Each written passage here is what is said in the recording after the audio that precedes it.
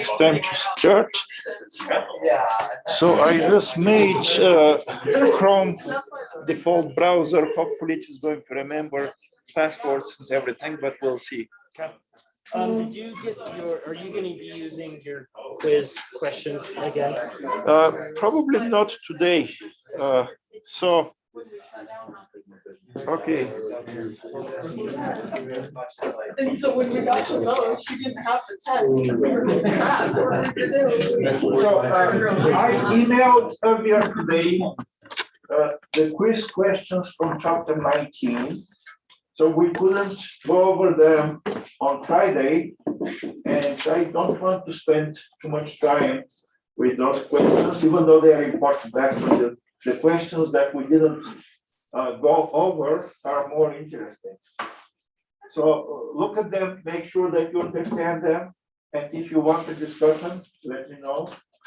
We can talk about those questions. So today I also emailed the practice test and quiz questions for chapter 20. And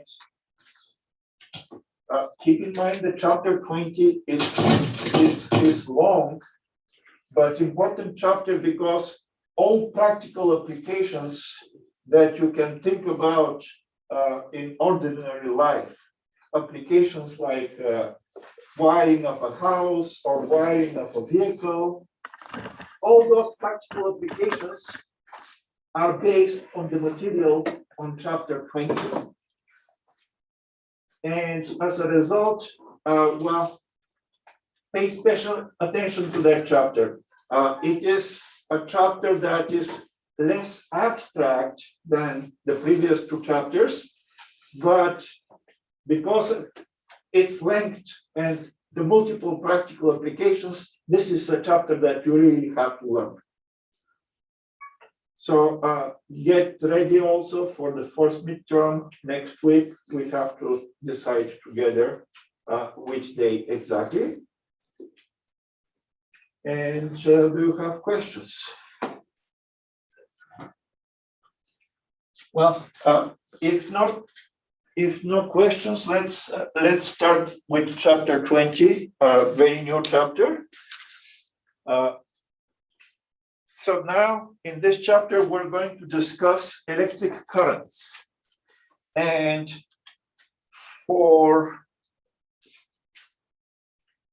as a conceptual understanding, as intuition, you can think about electric currents like the current of some fluid, like water.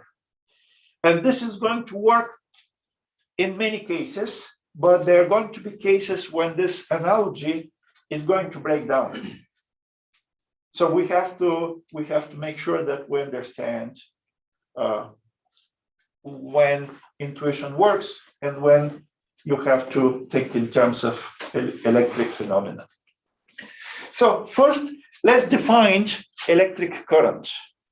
So if you have some piece of metal wire, let's say, the amount of electric charge that crosses the cross-sectional area of that wire per unit time. So delta Q is total charge that crosses cross-sectional area per unit time delta T, time interval delta T. This is our definition for electric current. Measured, so the charge is measured in coulombs, the time is measured in seconds. So coulomb per second is what we call ampere. And ampere is one of the 7 basic units in the International System of Units. In other words, this means that coulomb is defined in terms of ampere. Ampere is some echelon kept somewhere in Europe, and you define 1 coulomb as the amount of charge that falls in 1 second using this echelon of 1 ampere. Well, once we have this definition, we have to be able to create electric currents. And the standard device to generate electric current with constant value is, of course, a battery. So the longer line here represents the positive terminal of the battery, and of course, the other terminal becomes a negative terminal, negative voltage, negative potential for the small, shorter line. Now, of course, we know electric charges, positive electric charges, negative electric charges, and you may be tempted to think about the battery as a device that places positive electric charges on this terminal and negative electric charges on this terminal. This way of thinking is misleading. It is wrong. This may be the case, but it may not be the case also, depending upon how, what is the context of this, of the circuit that we're analyzing. The right way of thinking about a battery is a device that creates voltage difference, potential difference between the two terminals. So, not thinking in terms of electric charges, the way of thinking about batteries and about circuits is in terms of potential difference, in terms of voltage. Well, of course, the battery generates a constant potential difference. Let's say V is equal to 9 volts, let's say, for the battery that is in this microphone. And of course, the battery that is right here, another big enough to see it, 1.5 volt potential difference, 1.5 volt voltage difference between this and this terminal. Well, since the voltage is constant,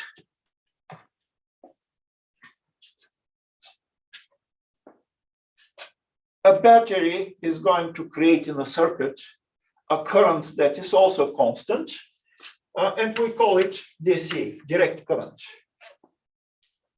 as we're going to see in a minute. For practical applications, another voltage source, another source that generates current is a source that generates voltage that is variable in time, potential difference, voltage difference that is variable in time. And this is, for example, the voltage on the outlet on the wall right here. And the sign to describe variable voltage is this one.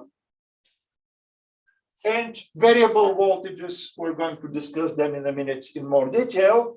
We're going to call AC, alternating current, circuits with alternating currents.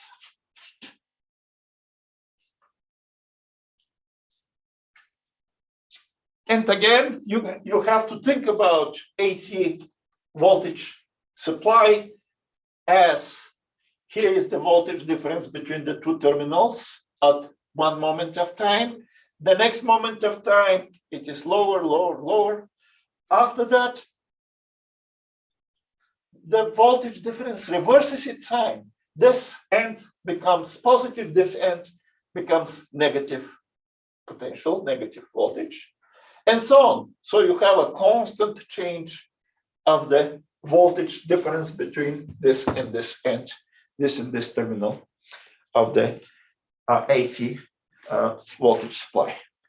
Now let's think about those sources of potential difference applied to a practical circuit.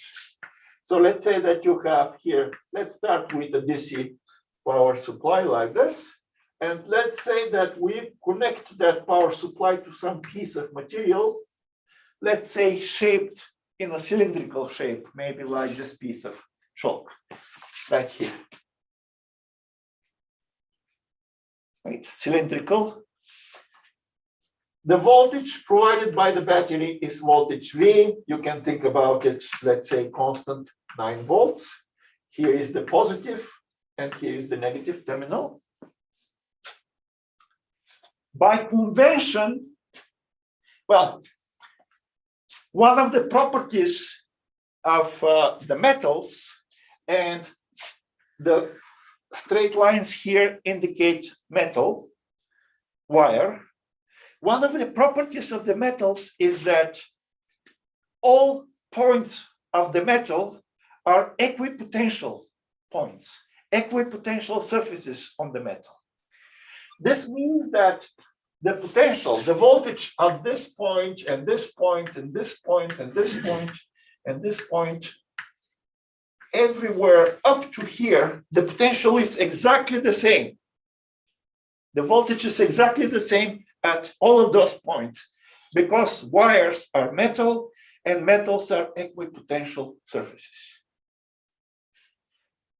Similarly, the voltage on this side of the battery is exactly the same here and here and here and here and here, everywhere up to this point. Because again, this terminal is connected with ideal conductor, with a wire, metal wire. In other words, whatever is the voltage difference between those 2 points, exactly the same voltage differences between those points and every other point.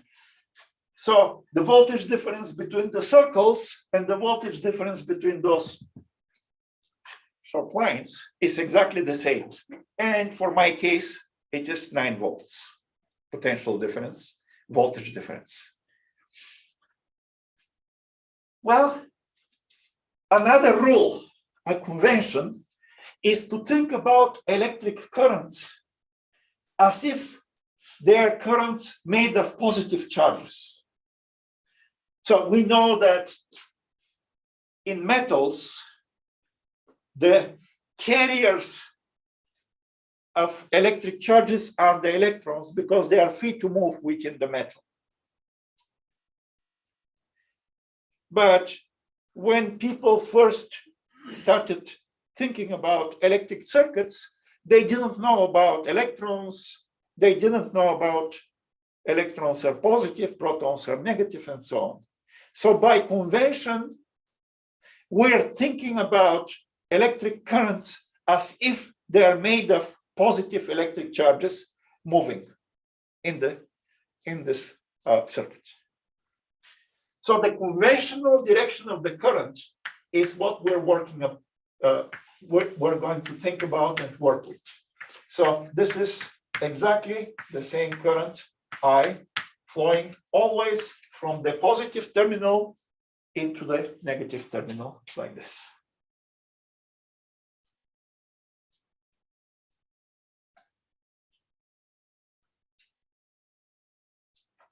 Well, all this is good, but now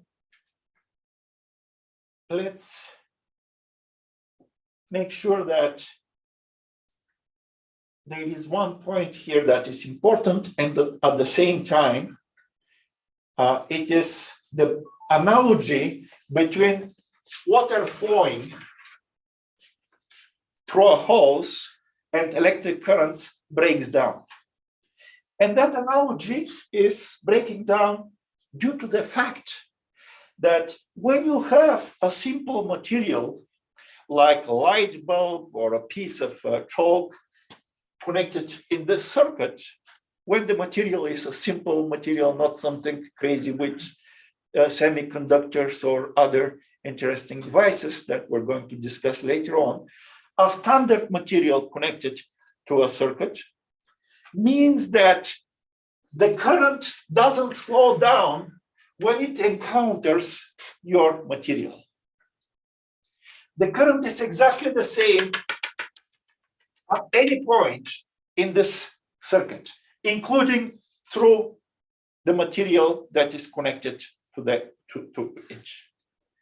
No charge accumulation happens in ordinary circuits that we're discussing in this chapter.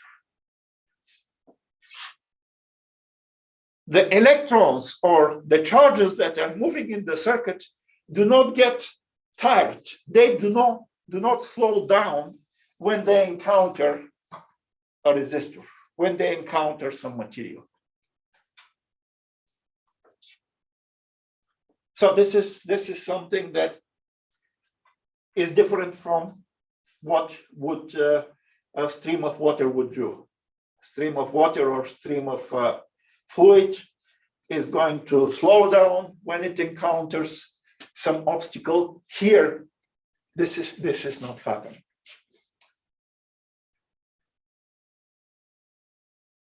And finally, one important experimental fact. Let's say that this material right here is some ordinary material like piece of chalk or piece of plastic or piece of plywood or something. You connect the circuit the way it is shown on the board, and you're going to discover that when the voltage is 9 volts, there is, let's say, 1 ampere of current flowing in the circuit, everywhere in the circuit. After that, you double the voltage. You put a bigger battery, let's say from 9 to 18 volts. You're going to discover that the current exactly doubles. In other words, there is a proportionality between the voltage and the current in this simple circuit. And the coefficient of proportionality is what we call resistance. In other words, the device connected here or the piece of material connected here generates a resistance R proportional to the voltage.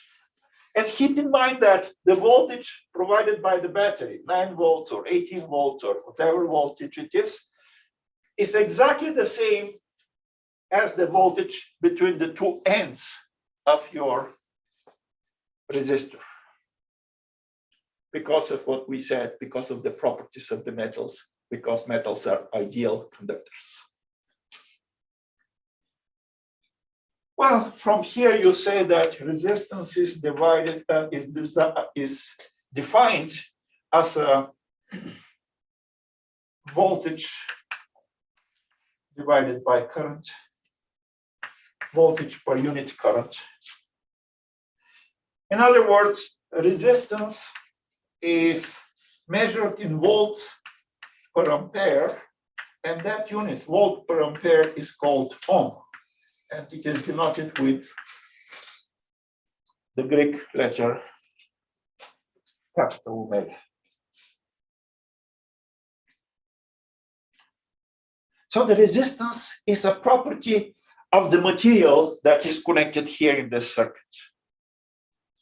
And Ohm's law, I'll write it again here. Voltage is equal to resistance times current in the circuit. It's one of the most important laws of electricity and electronics also. Often we're going to use Ohm's law in alternative ways, as you're going to see when we start. But we're going to use it practically in every circuit. To analyze any circuit, Ohm's law is what you really need. In other words, you have to build the intuition based on the examples that we're going to give later in this chapter.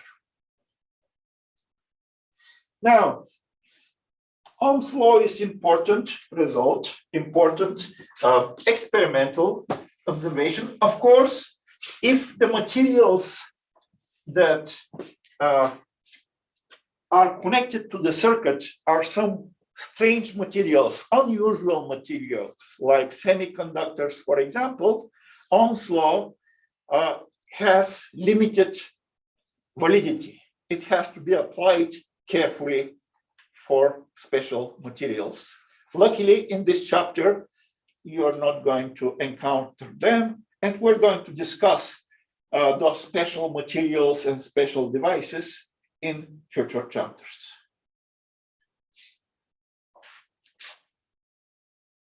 Okay, let's see questions and remarks so far, including from the Zooms. Yeah. So direct current, we only have use equipotential surfaces to use direct current. So connection between equipotential surfaces and direct current. Well, you have to realize that any piece of material that is metal material is equipotential surface, equipotential volume even. So when I connect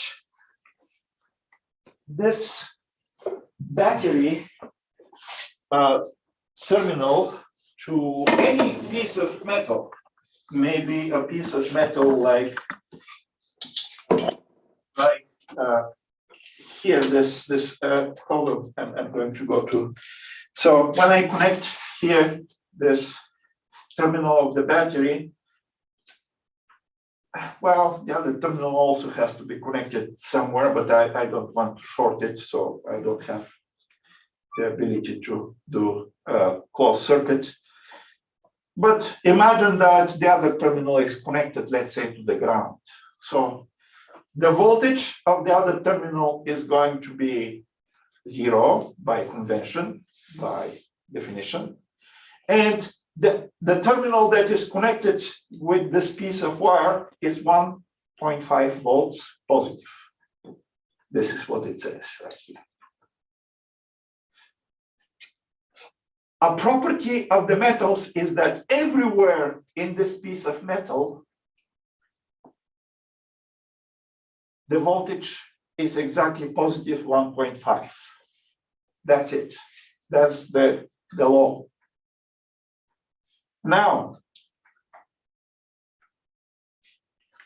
what is going to happen? You're going actually, as simple as this fact is, the equipotential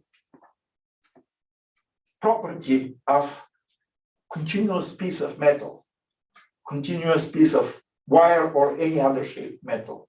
As simple as it is, you're going to see that this fact that the potential is the same leads to surprising results. You're going to see those once you start doing the homework assignments and the examples, once we get to the examples in this chapter.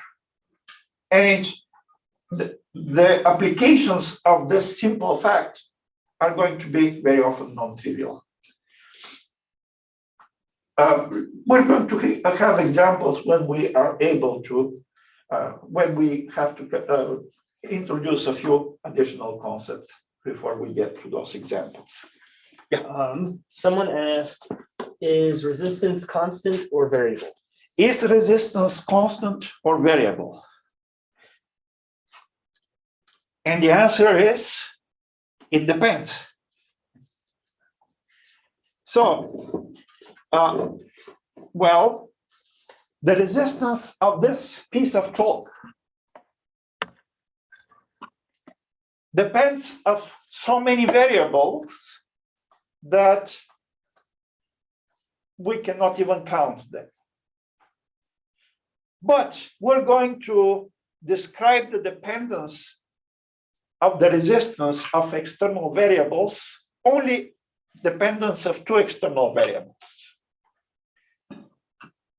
The resistance of this piece of chalk depends upon its shape.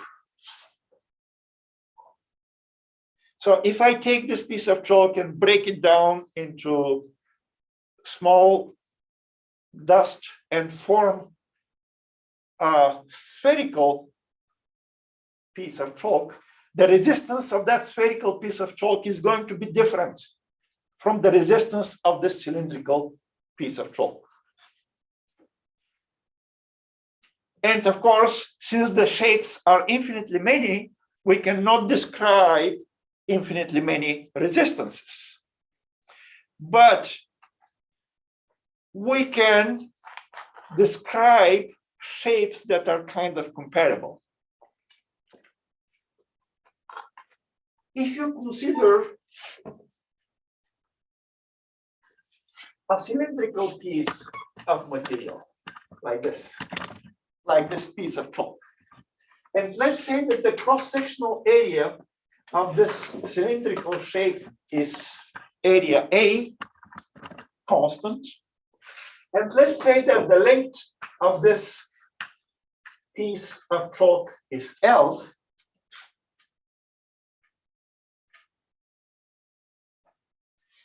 If you apply potential difference between this and this end of the cylinder, you're going to discover that the resistance of this piece of chalk is proportional to the length of the cylinder, inversely proportional to the cross-sectional area, and there is a coefficient of proportionality, rho, which depends upon the material this cylindrical shape is made of.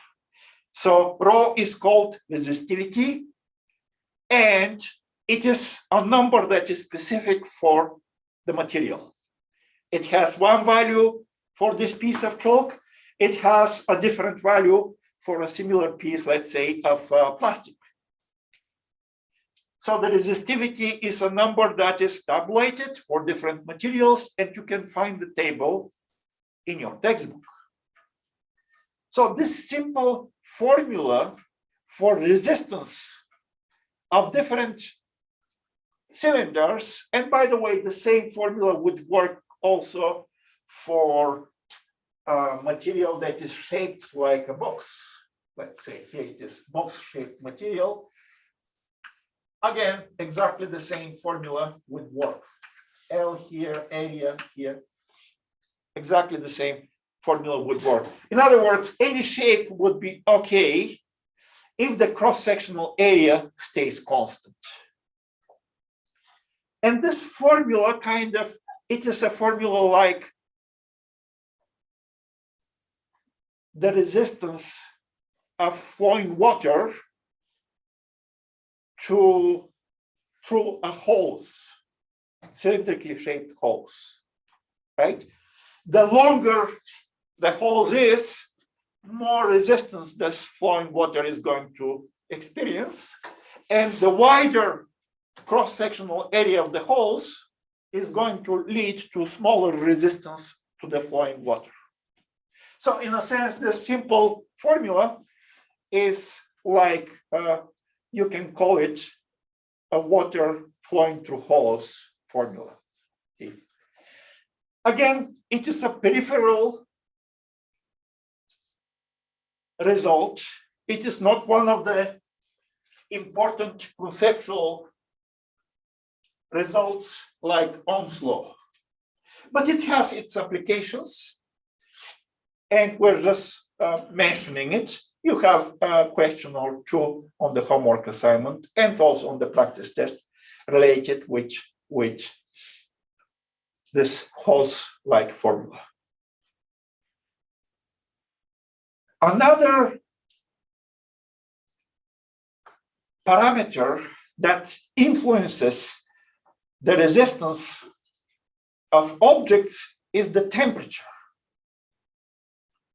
So for some materials, increase of temperature increases the resistance. For example, for example, graphite. Increase temperature of the graphite, you're going to see higher resistance. I think. For other materials like air, the resistance drops as you increase the temperature. And the general relation that describes the connection between temperature and resistance for most of the materials, but not for all of them, within wide range of temperatures is a formula that says that resistivity of any material is equal to the resistivity of that material at some lower temperature times an expression that is proportional to the temperature change, delta T. Here, T is temperature. Alpha is a coefficient that is specific for different materials, called thermal coefficient of resistivity. Again, this formula is useful for practical applications where you have to analyze circuits that the circuit has to work equally well in different temperatures, and this formula is useful for those cases. But again, this formula is one peripheral relation, experimental relation, that is not as important and not as fundamental as Ohm's law. So it is a formula that is always going to be provided, of course, but the fundamental formulas I'm going to write on the left-hand side of the board, and you're going to see that there are not that many, even though their interpretation may be different. Okay. Questions so far? Remarks? If not, let's continue. Well, how to continue? Maybe.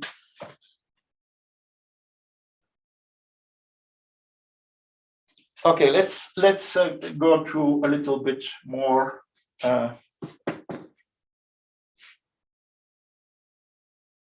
In order to be able to give examples related with everyday life, let's analyze the same circuit, but instead of a battery that creates a constant voltage difference, let's say that you have a source of alternating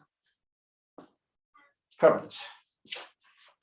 A source like the voltage provided by Idaho Power here in this outlet on the wall. So a standard alternating variable voltage looks like a sine function of time. In other words, if you plot on the horizontal axis time and on the vertical axis the voltage difference between the two terminals, you're going to have sine or cosine type of curve. In other words, at some moment of time, this terminal is going to be positive, higher voltage than higher potential than here. In other words, the voltage difference is going to be positive at this moment of time, let's say. Here it is. At the next moment of time, that voltage difference is going to increase, still positive, increase until it reaches a maximum value called amplitude V naught, standard notation. After that, the voltage difference is going to start dropping in time. At some moment of time, the voltage difference between the two terminals is going to become zero. And after that, the voltage difference is going to become negative. In other words, this terminal is going to be lower potential than this terminal, and so on. until you reach negative V naught. And the entire cycle is going to continue repeating itself like a sine function exactly. Analytical expression as a voltage difference between the two terminals as a function of time is going to look like this. The voltage at moment of time t is going to be equal to V naught, the amplitude, times sine of 2 pi ft, where f is what we call frequency. This is the number of oscillations per unit time. So if you start looking at the voltage difference, how many times per second this voltage difference is going to switch is what is the frequency. And this expression is exactly the same as the expression that we had for the case of oscillating object performing simple harmonic oscillation.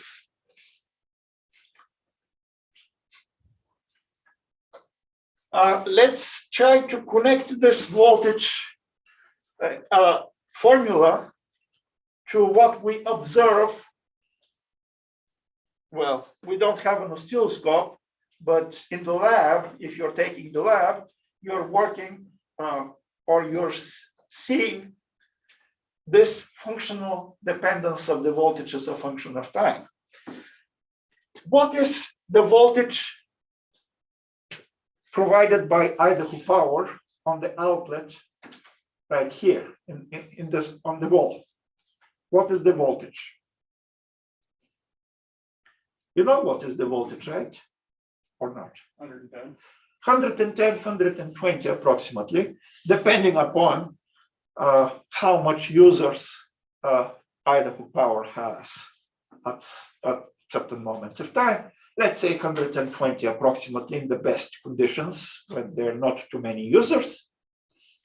This means that, does it mean that V naught is equal to 110? Or, okay, what is the average voltage that Idaho Power gives us? Look, half of the time Idaho Power gives us positive voltage, half of the time it gives us negative voltage. So on average, Idaho Power gives us 0 volts. But don't use this argument not to pay your electric bill, because they're not going to like it.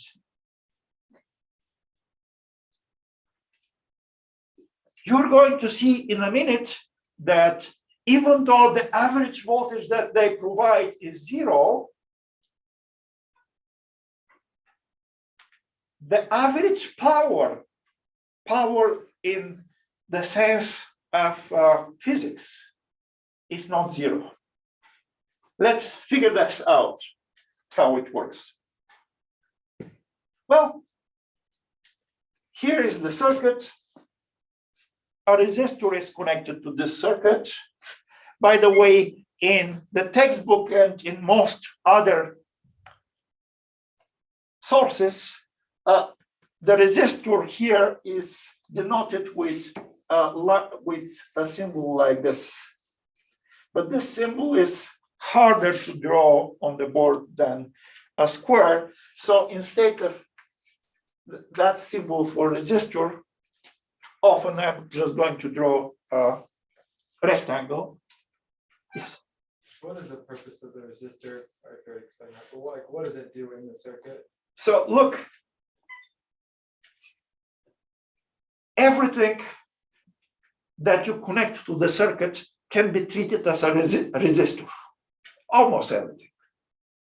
So this light bulb that is connected to the circuit, or the light bulbs, the lights, they have some resistance, and we can think about them as resistors.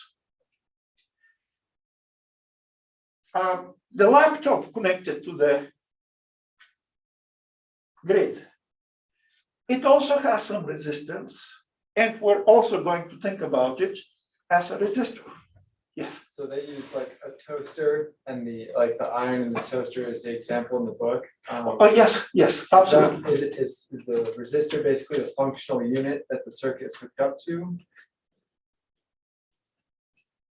Well, a resistor can be anything. It can be this piece of chalk. It could be the laptop. It could be anything. So this is why I prefer the symbol rectangle. It is easier also to draw. And laptop is also has some resistivity, the entire device. It is complicated, but it has multiple branches, multiple currents flowing through all kinds of different materials. But as a whole, I can consider it as a black hole that eventually I can measure its resistance with a simple device. But let's see. Let me say a few more words, and this general thinking is going to become a little bit less confusing. So this is the voltage provided by the Idaho Power, let's say. Now let's figure out what is the current that is flowing in this circuit. Well, voltage and current are proportional to each other.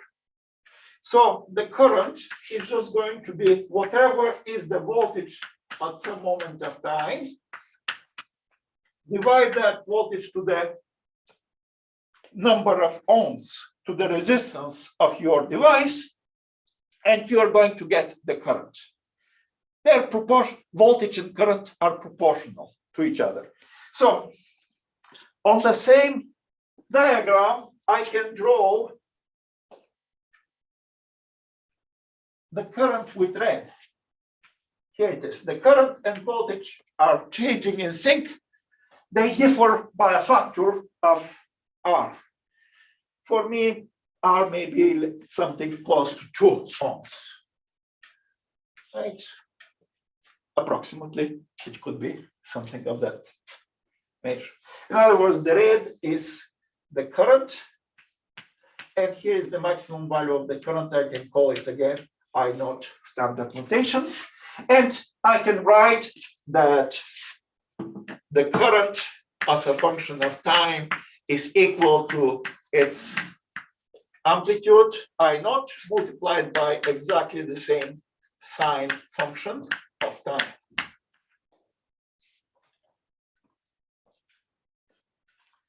And now, in order to make to figure out what is going on here,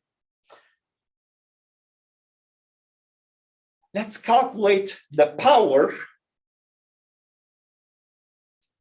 consumed by this circuit. So let's try to clarify the things. In physics, power means work per unit time. This is the definition for power. In other words, power is work or energy change, which is pretty much the same, per unit time. Time interval delta t. But if you recall from the first semester, from the previous chapter, the work done by the electric field to move a charge delta Q, let's say, between points with potential difference between them, V, is exactly equal to the charge multiplied by the potential difference between the 2 points, V. Well, in our circuit, we have exactly the same thing. You have potential difference V between this and this point, and the electric field moves charge from that point, from a point with that potential to a point with this potential. In other words, between points with potential difference V.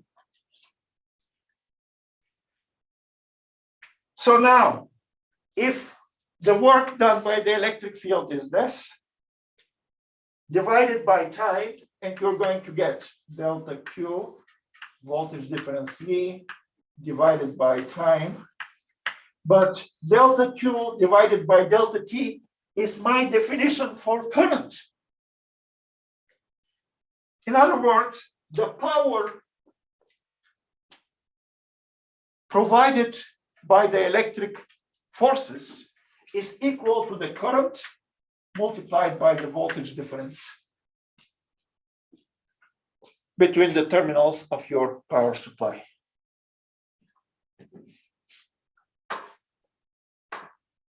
So this is one fundamental relation that we're going to write in three different ways. So power is going to be current times voltage. Look, for our alternating current circuit, this means that, so let me write that formula right here. Power is equal to current times voltage, and clean the board here. Let's figure out now, how does the power provided by the power supply, by the voltage supply to the circuit changes in time. Look, it is a product of this number, current, times the white number, the voltage. So it is going to be something like, it's going to go up, reach maximum value, and go to zero at the moment of time when the voltage and the current are zero simultaneously. You're going to have zero power provided by Idaho Power. After that, look, the voltage becomes negative, but so does the current, and their product is again a positive number. Let me draw it a little bit different place so it not to be on top of each other. So here is the time, and on this axis now we have the power, and this, you have here the two negatives multiplied to give you positive power. In other words, the power oscillates. The power that is provided by this AC voltage supply oscillates like this. Now, look, since power is current times voltage, you can use Ohm's law, for example, and substitute the voltage with its equal, with R times current. So you're going to get that the power alternatively is provided is equal to the product of current squared multiplied by the resistance of your appliance.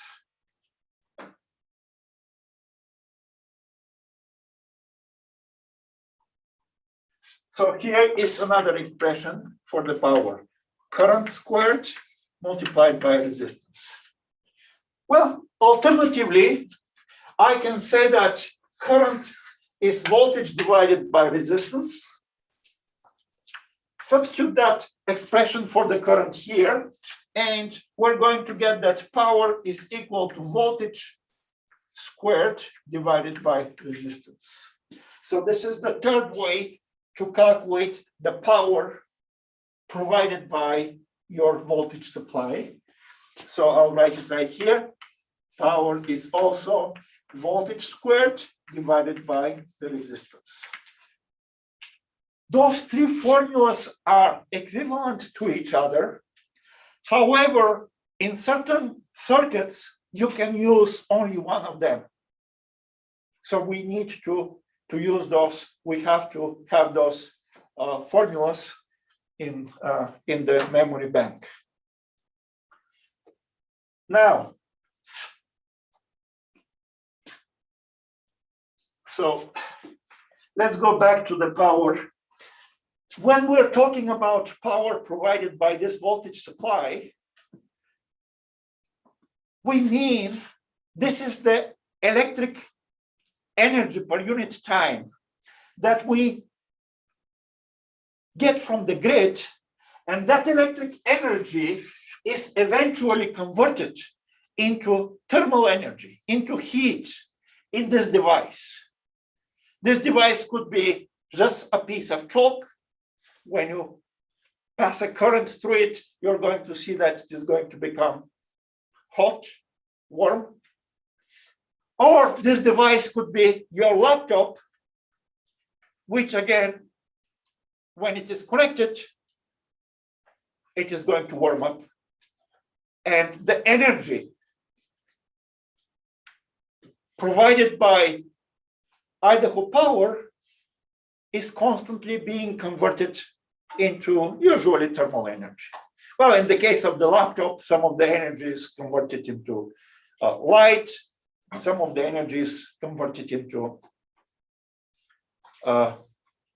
sound, but eventually all types of energy degrade and they turn into heat eventually. Now let's calculate. So we said that power is current times voltage. And next time,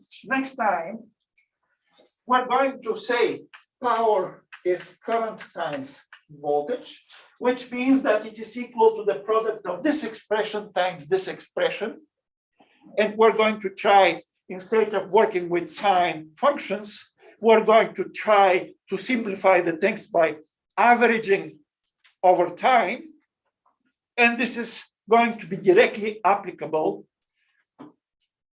to calculations that you can do to figure out the amount of power used by your laptop, to the current that is used by your laptop, and also the voltage provided to your laptop.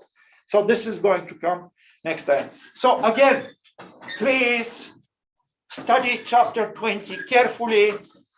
It is a long chapter with multiple practical applications. Start looking at the homework problems. Start looking at the practice test problems, especially problems